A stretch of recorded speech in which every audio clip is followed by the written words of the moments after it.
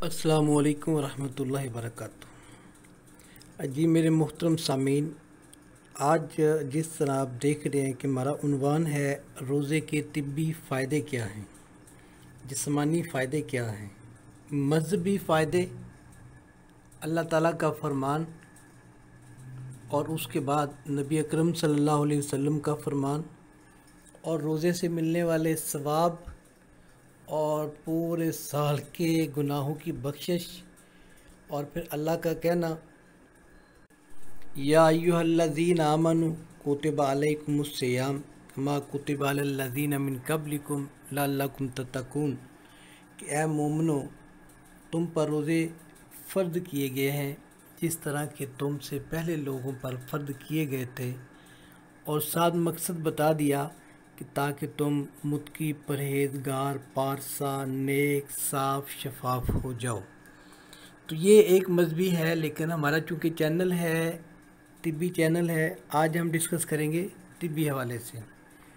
तो रोज़े पर जदीद तिब्बी तहकीकात का आगाज़ जो है 1974 से शुरू हुआ और आज तक जारी है, जिसके दौरान सही मानों में सर से लेकर पाँव तक रोज़े के फ़वाइद बाकायदा तहकीक से साबित किए जा चुके हैं। ये कहना गलत ना होगा कि हमारे जिस्म का एक एक हिस्सा रोज़े की बरक़ात से फैज़याब होता है, जबकि रूह पर रोज़े के असरात का शुमार ही मुमकिन नहीं। आइए देखते हैं कि इंसानी जिस्म के कौन कौन के हिस्से पर रोज़ा किस तरह असर अंदाज होता है। इंसानी जिस्म का वेयर हाउस यानी जिगर वो उज़व है, वो आर्गन है जो दवा से लेकर ग़ज़ा तक को हज़म करने और जुज़्व बदन बनाने के लिए ज़रूरी मादे खारिज करता है। इसलिए जो कुछ भी हम खाते हैं, इसे हज़म करने के लिए जिगर को फ़ौरन ही काम शुरू करना पड़ता है, और यूँ ये अहम उज़व पूरा साल बहुत कम आराम कर पाता है। रोज़े की हालत में खाने पीने से मुसलसल कई घंटों तक परहेज़, और वो भी पूरे एक महीने के लिए जिगर को आराम देता है, और वो इस एक महीने में तरोताज़ा होकर आइंदा पूरे साल के लिए ख़ुद को तैयार कर लेता है। इसके अलावा ये हालिया तहकीकात से ये भी बात सामने आई है कि रोज़े की बदौलत जिस्म में इंसुलिन की हसासियत बढ़ती है, इंसुलिन मुज़ाहमत में कमी वाक़ई होती है, जबकि खून में ग्लूकोज शक्कर की मकदार भी कंट्रोल रहती है। दूसरी जानब अगर एक लंबे अरसे तक रोज़े रखे जाएँ तो जिगर में महफूज शुदा ग्लाइकोजन नामी मादे की मकदार भी कम होने लगती है। जिगर के इर्द गिर्द जमा शुदा चर्बी कम हो जाती है, जिससे केटोन्स कहलाने वाले मादे या मुरक्कबात खारिज होते हैं। तो इसका पता ये चला, कुछ लोगों के जिगर बढ़ जाते हैं और जब वो अल्ट्रासाउंड करवाते हैं तो पता चलता है कि इनके जिगर पर चर्बी चढ़ गई है, और डॉक्टर अपनी रिपोर्ट में लिखते हैं फैटी लीवर, कि इनका जो जिगर है उस पर चर्बी आ गई है। तो रोज़े रखने से उनके जिगर पर जो ज़ायद चर्बी थी, जो बासे बीमारी बासे मुसीबत बन रही थी, वो भी कम होने लगती है। अब जो केटोन्स हैं, इनसे क्या होता है, पट्ठों के खुलियात और असाबी खुलियात हसूल तवानाई के लिए इस्तेमाल करते हैं। इस तरह जिगर पूरे महीने की ओवर हालिंग से गुज़रता है, जिससे ना सिर्फ ख़ुद जिगर को बल्कि कमो बेश पूरे जिस्म को फ़ायदा होता है। कुदरत ने हमें बीमारियों से बचाने वाला निज़ाम अतिया किया हुआ है, जिसे इम्यूनिटी सिस्टम कहते हैं, अमनियाती निज़ाम कहते हैं, इम्यून सिस्टम कहते हैं, दफ़ाई सिस्टम कहते हैं, कुव्वत मदाफ़त भी उसे कहा जा सकता है। अब रोज़े रखने की बदौलत इस निज़ाम से वाबस्ता टी सेल्स को तब्दील होकर ख़ुद को बेहतर बनाने का मौका मिलता है, जबकि इम्यूनिटी सिस्टम मुदाफ़ती निज़ाम में गैर ज़रूरी तौर पर पैदा होने वाला रद्द-ए-अमल काबू में आ जाता है, और बढ़ती हुई उम्र की बिना पर कमज़ोर पड़ते हुए इस निज़ाम को भी मजबूती हासिल होती है। रोज़े के दौरान ये जो हमारा मुदाफ़ती निज़ाम है, इससे वाबस्ता तमाम अक़साम के सेल्स की तादाद कम हो जाती है, और जब अफ्तारी के बाद खाने पीने का मामूल बहाल होता है तो इन सेल्स या खुलियात को तख्लीक करने वाले खुलियात साग स्टेम सेल्स खुद सरगर्म हो जाते हैं और इनकी जगह ले लेते हैं। यूँ जिगर की तरह इम्यून सिस्टम को भी रोज़ों में आराम मिलता है, जिससे इसकी कारकर्दगी बेहतर होती है, और यूँ ये सारा साल बीमारियों के ख़िलाफ़ जिस्म की बेहतर हिफाजत करता है। और कई तिब्बी मुतालात से ये बात भी सामने आई है कि जलन का बायस बनने वाले साइटोकाइन मुरक्कबात का अखराज भी रोज़ों में कम हो जाता है। रोज़े के दौरान जिस्म को ग़िज़ा ना मिलने की वजह से जिस्म में मौजूद चिकनाई इस्तेमाल होने लगती है, जिसकी बदौलत कोलेस्ट्रोल समेत मुख्तलिफ़ अक़साम की जिस्मानी चिकनाई कम होने लगती है। अलबत्ता ये सारे मुशाहदात जानवरों को फाके में मुब्तला करके देखे गए हैं और माहिरीन का कहना है कि मुतवक्के तौर पर इंसानों में भी रोज़े के यही असरात होंगे। अल्लाह ताला ने कुरान मजीद में फ़रमाया व अन तसूमु खैरुल लकुम इन कुंतुम तालमून, और तुम्हारा रोज़ा रख लेना तुम्हारे लिए बेहतर है अगर तुम समझो। इन कुंतुम तालमून, अगर तुम जानते हो, अगर तुम जान लो तो तुम्हारा रोज़ा रख लेना तुम्हारे लिए बेहतर है। अब हमारा रब, हमारा खालिक, हमारा मालिक, हमारा खुदा, हमारा अल्लाह हमें ये कह रहा है कि रोज़ा रख लेना तुम्हारे लिए बेहतर है। आप मुझे बताएं इस आर्डर के ख़िलाफ़ कोई भी तावील, कोई भी हुज्जत, कोई भी बहाना किस तरह कारगर हो सकता है, जब अल्लाह खुद अपनी कलाम में फरमा रहे हैं कि रोज़ा रख लेना तुम्हारे लिए बेहतर है अगर तुम समझो। तो इसका मतलब है जो लोग रोज़े नहीं रखते वो समझदार नहीं है, वो अक्लमंद दाना नहीं है, उनका ये अमल अक्लमंदी और दनाई वाला नहीं है, बल्कि इंतहाई घाटे का, इंतहाई नुकसान का वो सौदा कर रहे हैं और अल्लाह के हुक्म की सरी नाफरमानी कर रहे हैं। क्योंकि अल्लाह ने कहा है कि रोज़ा रख लेना तुम्हारे लिए बेहतर है। जो रोज़ा नहीं रख रहे उनके जिस्मानी, रूहानी और आइंदा ज़िंदगी के लिए, क़यामत के लिए रोज़ा ना रखना बात से नुकसान, बात से मुसीबत होगा। क्योंकि जब अल्लाह ने कहा रख लेना बेहतर है, इसमें खैर है, तो जो भी मसला मसाइल आता है, जो भी उलझने आती हैं, जो भी रुकावटें आती हैं, वो बेशक आती रहे, लेकिन होना ये चाहिए कि हमें रोज़ा रखना चाहिए। अगर हम इस आयत मुबारका में बयान जो किया अल्लाह ने हक़ाइक़ का तिब्बी नुक्ता नज़र से मुताला करें तो ये वाज़ेह हो जाता है कि रोज़ा इबादत के साथ साथ सेहत इंसानी के लिए मुफीद चीज़ है। तिब्बी माहिरीन का कहना है कि रोज़े से जिस्म में कोई नक्स या कमज़ोरी वाक़ई नहीं होती, बल्कि रोज़ा रखने से सिर्फ़ 2 खानों का दरमियानी वक्फ़ा ही मामूल से कुछ ज़्यादा होता है। पहले मैंने अपने दवाखाने में मतलब में एक फ्लैक्स लगाई हुई थी फ़ाका के फ़ायदे, ठीक है, कि फ़ाका के फ़ायदे क्या हैं। अब मतलब की बिल्डिंग बेहतर की, उसे चेंज किया तो फिर वो फ्लैक्स हटा दी गई, मगर मेरा उसे मतलब में लगाने का मकसद ये था लोगों को ये पता चले पेट भर के और हलक तक खाना ही सेहत के लिए मुफीद नहीं है, बल्कि फ़ाका का भी बहुत ज़्यादा इसमें अमल दखल है। फ़ाका इसे कहते हैं कि सुबह आपने खाना खाया, फिर दोपहर को खाना था और फिर शाम को खाना था। तो आपने क्या किया, सुबह नाश्ता कर लिया, दोपहर का खाना छोड़ दिया और शाम का खा लिया, इसे फ़ाका कहते हैं। तो इसके बहुत ज़्यादा फ़ायदे हैं, बजाय इसके कि ये रोज़ा जो सरासर बिल्कुल हकीकतन हमारे लिए हर वाले से मुफीद ही मुफीद है, ठीक है। तो दर हकीकत 24 घंटों में जिस्म को मजमूई तौर पर इतने हरारे, कैलोरीज़ और माया पानी की मकदार मिल जाती है जितनी रोज़े के अलावा दिनों में मिलती है। मज़ीद बरा ये बात मुशाहिदा में आई है कि लोग रमज़ान में प्रोटीन और कार्बोहाइड्रेट आम दिनों के मुकाबले में ज़्यादा इस्तेमाल करते हैं। इस हकीकत के पेश नज़र ये भी कहा जा सकता है कि मजमूई ग़िज़ाइयत आम दिनों के मुकाबले में जिस्म को अक्सर ज़्यादा तादाद में मिलती है। तो वाकई ऐसे होता है, आम दिनों में शाम का खाना, दोपहर का खाना इतना शाहाना नहीं होता जितना रमज़ान में होता है। रमज़ान के में सहरी में इतने खाने होते हैं, इस कदर के होते हैं कि कभी वो आम दिनों में नाश्ते में नहीं होते। इस तरह अफ्तारियों में भी है, इतने फल फ्रूट आम नहीं खाए जाते जितने रमज़ान में खाए जाते हैं। और कुछ लोग बेचारों उनको नहीं भी मुयस्सर आते होंगे, अल्लाह उनके रिज़्क़ में बरकत अता करे और उनको अल्लाह की सारी नेमतों को इस्तेमाल करने के वसाइल अल्लाह ताला दें।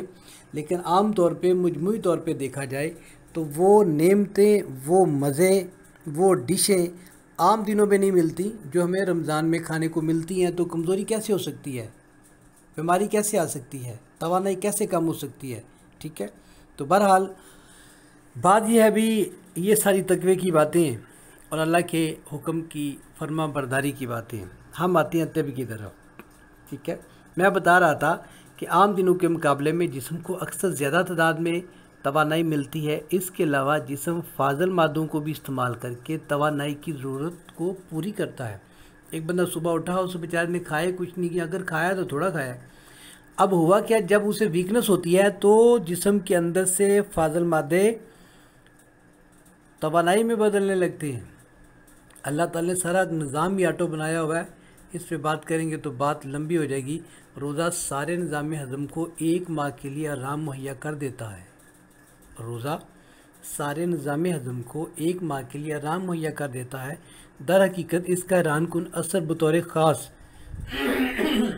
जिगर पर होता है, क्योंकि जिगर खाना हज़म करने के अलावा 15 मज़ीद अमाल भी सर अंजाम देता है, जिसकी वजह से इस पर थकन तारी हो जाती है। दूसरी तरफ रोज़ा के ज़रिए जिगर को 4 से 6 घंटों तक आराम मिल जाता है, जो रोज़ा के बगैर कतन मुमकिन नहीं है। क्योंकि बेहद मामूली खुराक, यहाँ तक कि 1 ग्राम के 10वें हिस्से के बराबर भी अगर मैदा में दाखिल हो जाए, पूरा निज़ाम में इंहज़ाम अपना काम करना शुरू कर देता है और जिगर फ़ौरन मसरूफ़ अमल हो जाता है। साइंसी नुक्ता नज़र से माहिरीन तिब का दावा है कि इस आराम का वक्फ़ा 1 साल में 1 माह ज़रूर होना चाहिए। यानी कि अल्लाह ने जो फरमाया, साइंसदानों ने उस पर बाकायदा रिसर्च और तहकीक की और उन्होंने इस बात पर मोहर सबत लगाई कि आजकल की मॉडर्न साइंस भी ये कहती है कि 1 साल में 1 माह का ये वक्फ़ा होना चाहिए। अब आते हैं रोज़ा के दौरान खून की मकदार में कमी हो जाती है। ये असर दिल को नहायत फ़ायदेमंद आराम मुहैया करता है। ज़्यादा हम बात यह है कि खुलियों के दरमियान इंटरसेलुलर माया की मकदार में कमी की वजह से खुलियों का अमल बड़ी हद तक सुकून आशना हो जाता है।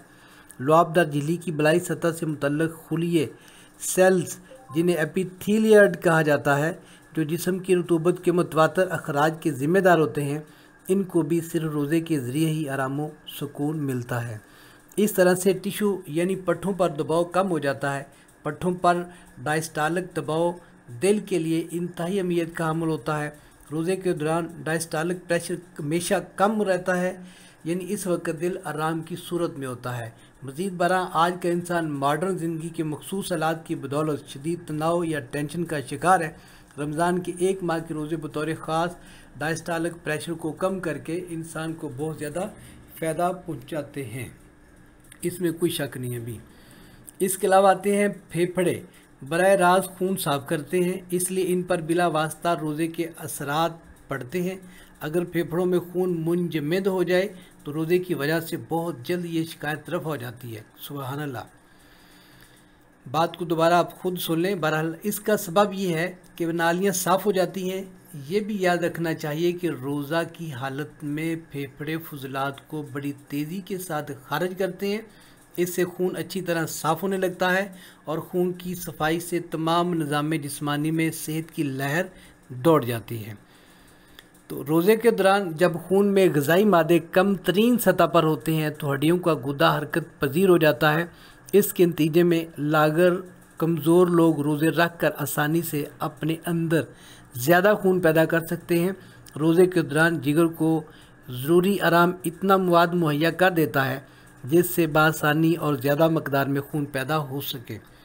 खून में सुर्ख ज़र्रात की तादाद, रेड सेल्स की तादाद ज़्यादा और सफ़ेद ज़र्रात की तादाद कम पाई जाती है। माहिरीन के मुताबिक रोज़े में हरारत जिस्मानी गिर जाती है, लेकिन जब असली भूख ऊद कर आती है तो हालत जिस्मानी असली हालत की तरफ माइल हो जाती है।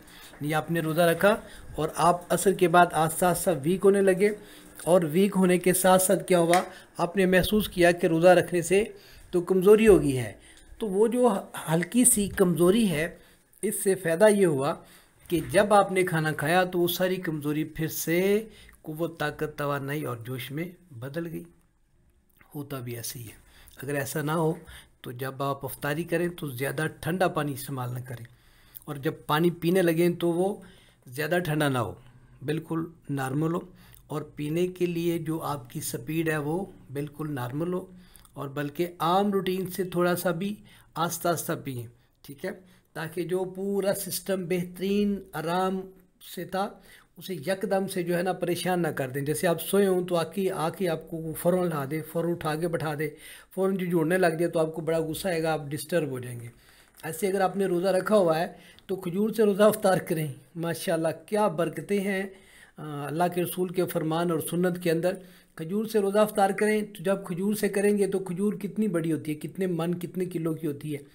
तो जब आप खजूर खा रहे हैं चबा चबा के तो ज़ाहिर है खजूर के अंदर जाने से हमारा सिस्टम फौरी तौर पर डिस्टर्ब नहीं होगा, ठीक है। उसके बाद अगर आप पानी भी पीते हैं, ये इसलिए बता रहा हूँ कि बाद लोग बस अफ्तारी की तो बस गिर गए जी। मसला ये होता है कि वो कुछ असूल जो है उनको पता नहीं होता या उन पर अमल पैरा नहीं होते, उस वजह से ये मसला होता है। खजूर से रोज़ा अफ्तार करें। खजूर जो ही अंदर जाएगी, चबाई हुई खजूर की बात कर रहा हूँ, अंदर ठोकी हुई खजूर की बात नहीं कर रहा। कोई भी चीज़ खाएं इंतहाई चबा के खाएं। चबाई हुई खजूर जो ही अंदर जाएगी जाते ही वो एनर्जी पैदा करना शुरू कर देगी, ठीक है। पानी आराम आराम से पिएं और खाना उतना खाएं जितना आपको पता है कि मैं इसके बाद भी खा सकता हूँ, लेकिन छोड़ दें, ठीक है। और कोशिश ये करें कि खजूर थोड़ा सा पानी के बाद आप नीम गर्म दूध या थोड़ा सा नीम गर्म दूध पत्ती गुड़ से मीठा कर लें। अगर अल्लाह ताला ने तौफीक दी है, खालसियत मौजूद है तो माशाल्लाह बहुत अच्छा है। उस दूध में 1 चम्मच खालसियत डाल के पी लें। उसके बाद नमाज वगैरह पढ़ें, बाकी काम करें और फिर जब आप खाना खाने लगें तो उतना खाना खाएं जितना आप खाने के बाद भी भूख महसूस करते रहें। तो इंशाल्लाह आपको बहुत फ़ायदा होगा और जिस्मानी कमज़ोरी नहीं होगी। हम बात ये कर रहे थे जितनी कमज़ोरी हो जाती है रोज़ा रखने के बाद, जब हम खाना अफ्तारी के बाद जब खाना खाते हैं तो वो पूरा सिस्टम फिर से हो जाता है। और एक मुशाहिदा के मुताबिक मालूम हुआ कि सिर्फ 12 दिन के रोज़ों के तसलसल की वजह से खून के सेल की तादाद 5 लाख से बढ़कर 36 लाख तक पहुंच जाती है। तो बहरहाल मैं कोशिश करूंगा कि इसी उन्वान पर मज़ीद गुफ्तगू को जारी रखूं, 1-2 वीडियोज़ आपके गोश गुजार करूं ताकि इस मौजू पर ज़्यादा से ज़्यादा मटेरियल मवाद अवेयरनेस आप तक पहुँचे। अल्लाह हम सब का हामी नासर हो। अल्लाह मुझे और आप सब मुसलमानों को तमाम रोज़े सही मानों में उसके जो लवाज़मात हैं, उसकी जो रिक्वायरमेंट्स हैं उसके मुताबिक पूरा करने की तौफीक दे। अल्लाह हम सब का हामी नासर हो। अल्लाह हाफिज़।